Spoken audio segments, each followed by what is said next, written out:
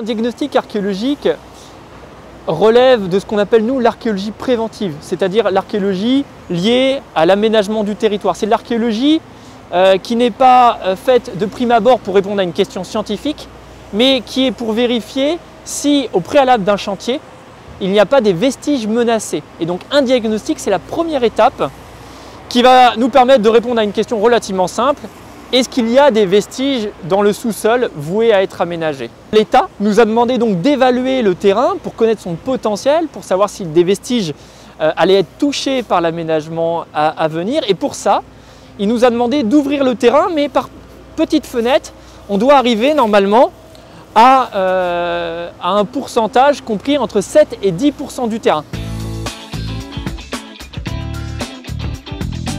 Les moyens mis en place pour ces fouilles archéologiques, qui sont le prolongement en fin de compte des fouilles déjà établies l'année dernière pour les travaux de la place du 11 novembre, ont été faits en concertation avec les commerçants, à travers la commission extra-municipale du commerce où nous avons travaillé en amont avec eux sur la planification de ces travaux.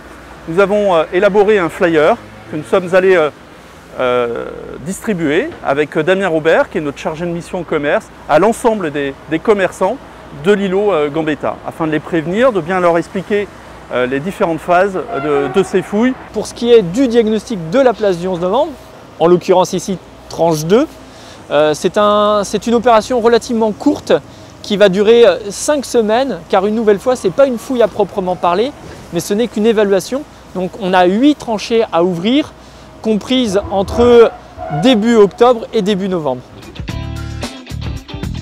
Au sein de la tranchée, une fois qu'on l'a ouvert de cette manière, on nettoie toutes les coupes, tous les bords de tranchée pour essayer d'identifier chaque couche de terre que nous allons rencontrer.